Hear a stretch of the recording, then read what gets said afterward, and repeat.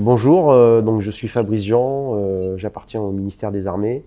Je suis actuellement employé au SMC RH en tant que chef de section transformation numérique. Donc mon équipe est en charge de la veille technologique autour des produits SAP, de tous les produits satellites en fait qui pourraient être employés dans SAP, et plus particulièrement du développement des portails des différentes armées. En fait, la solution Neptune a été choisie par le ministère des Armées. Historiquement, il y avait un portail qui était assez vieillissant pour l'armée de terre, donc il fallait le rénover.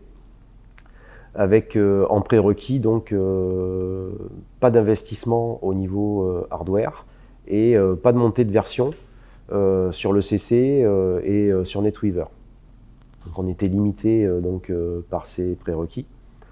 Le choix qui s'imposait à nous était assez restreint. On est parti nativement sur une expérimentation sur Neptune.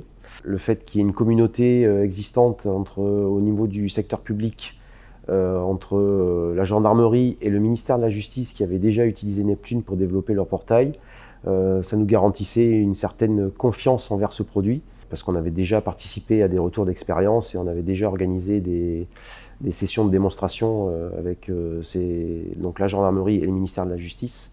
Et en fait, on était quand même assez séduit par le produit, de par sa facilité de mise en œuvre, puisqu'en fait l'outil s'installe avec un seul ordre de transport pour l'outil principal et des ordres de transport complémentaires pour la partie bibliothèque SAP 5, et une grande facilité de développement. On avait une grosse équipe de développeurs ABAP.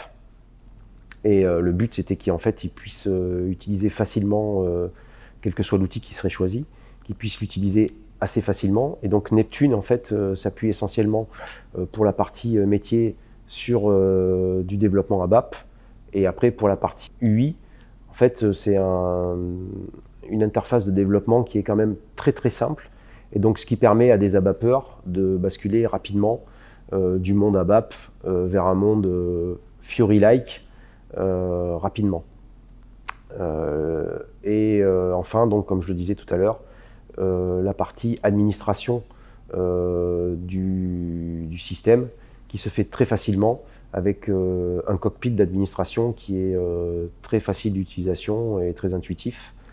Et enfin, une documentation assez riche avec des tutos qui sont disponibles sur le portail de l'éditeur, qui permettent de prendre en main très facilement l'outil et qui permettent d'arriver à des solutions de mise à disposition d'applications pour les utilisateurs assez rapidement.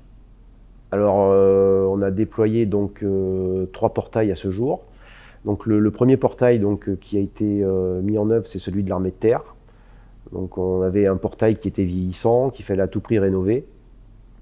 Et donc on a le but en fait de la migration, on va dire, sur Neptune, c'était justement de pouvoir porter les applications existantes dans l'ancien portail dans ce nouveau portail, et si possible en l'enrichissant avec des nouvelles applications.